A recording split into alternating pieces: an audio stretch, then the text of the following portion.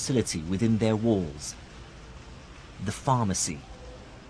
So this notion of a pharmacy in a hospital, is that a new innovation? Well, the whole package, certainly, that's new. And what is interesting, if you look for innovation, again, like on the level of pharmacy, if you look at Baghdad or even Damascus, it's at this crossroad of cultures. So loads of new things come in, like musk, for instance, myrobalan. You have like Indian drugs. There's like an Indian pill, for instance, which is good against headaches and bad breath, but also gives you sexual appetite and stuff like that. So Cures your headache, gives you fresh breath, and gives you increased. And so it's like toothpaste, Viagra, and aspirin. That's right, all in one. Fantastic. Yeah. So let's walk in here. Peter wants to show me perhaps the most ghoulish aspect of Islamic medicine: surgery. Here you have like a wonderful illustration.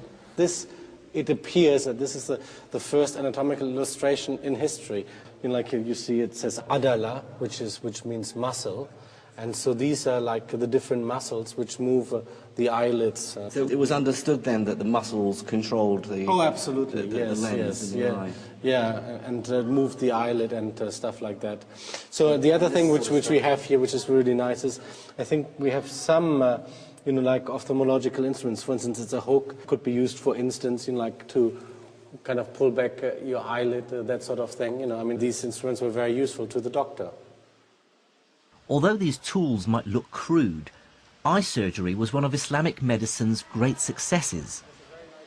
One innovation was to improve an older technique for curing cataracts called couching, which in their hands had a success rate of over 60%. In a living subject, the cornea would be clear and you'd be able to see the pupil clearly with the cataract sitting behind the pupil, the wide opacity. To see how couching stands the test of time, I'm meeting up with eye surgeon Mr. Vic Sharma. Right, the cataract is the lens inside the eye, which sits behind the pupil. As with time, with age, the lens gets cloudier and cloudier, and that's what is referred to as a cataract. I've brought along a replica of a medieval couching knife and a description of the treatment by Al-Khalifi, which is the Latin name for the great 10th century Islamic surgeon Al-Zahrawi. He says you take the couching needle in your right hand, if it be the left eye, and so on, and then thrust the needle firmly in, at the same time rotating it with your hand until it penetrates the white of the eye, and you feel the needle has reached something empty. So he's talking about how to dislodge. Exactly. So, I mean, maybe you can show me. We've got some eyes here. And I'll certainly give it a shot, and what they would have done would have attempted to go in just by the white of the eye, just at the edge where the cornea is. And then what they are attempting to do is to sweep around, trying to break all those ligaments of that lens and trying to get the lens to drop away from the pupil to allow more light to enter in through the pupil and to brighten the subject's vision. But of course you haven't got the capacity to focus. Oh yeah, you haven't got a lens now, so that was a big problem until people started compensating that with specs later on. Right. What is your feeling about how advanced and successful?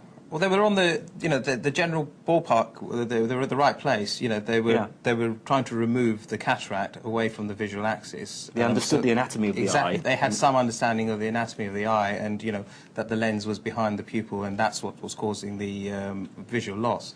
And so removing that, and that general principle is still the same. Right. And there are still accounts of it being used in certain parts of the world presently.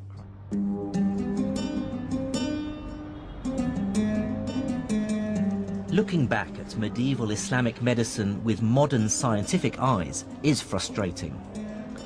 They take as true many things we know to be nonsense.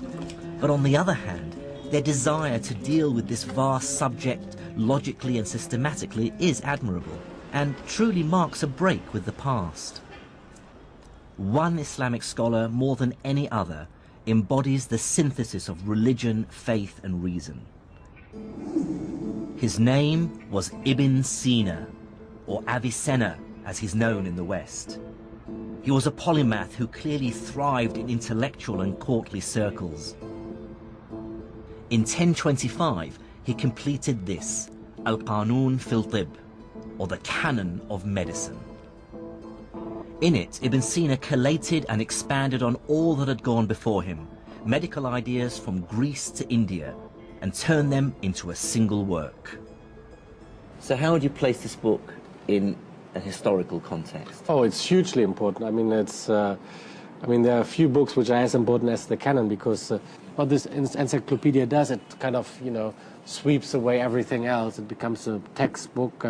It supersedes a lot of other texts, and people even complain that, it's so good, it's so tightly organized, it's so easily accessible that, people forget to read the Greek sources in Arabic translations.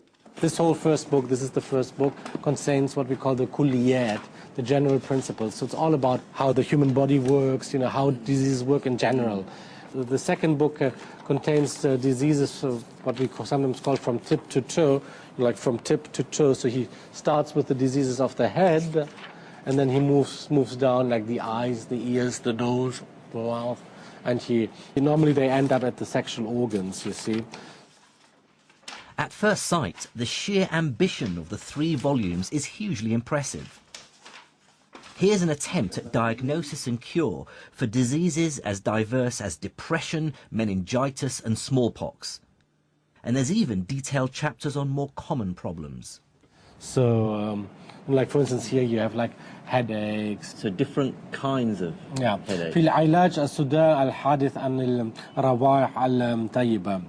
So headaches caused by pleasant, fragrant smells. And then he's also got al-hadith min al-khimar, so hangovers. Different kinds of you can get headache from sex. Is that right? Well, I mean, hasn't happened to me yet, but I mean, let's see. So, the treatment of headache caused by sex.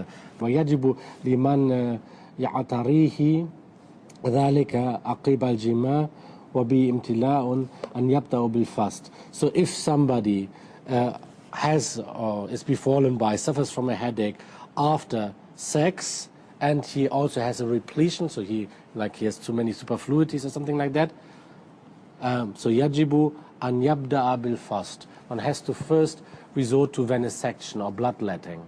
ثم بالإسهال, and then you should use purging.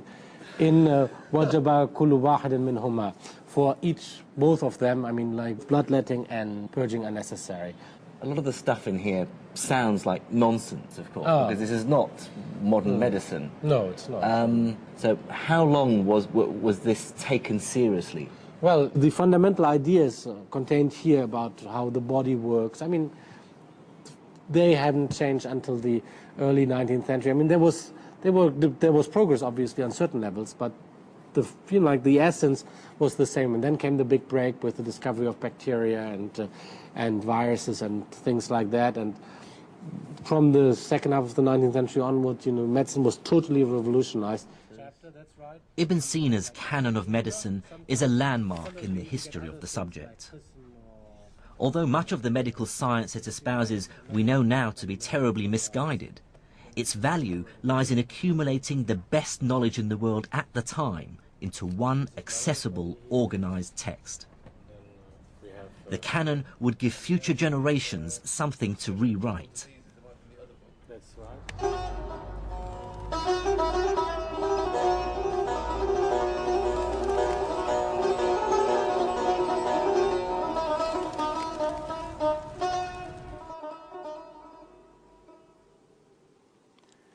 Cataloguing the world's medical knowledge has clear and obvious benefits.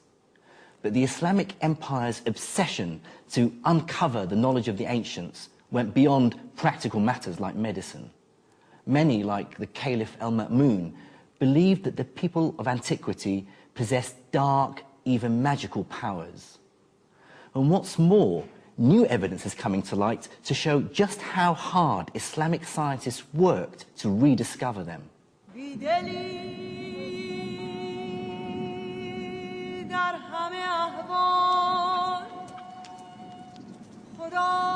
To find out about that story, I have to visit the harsh burnt yellow of the Sahara Desert in Egypt.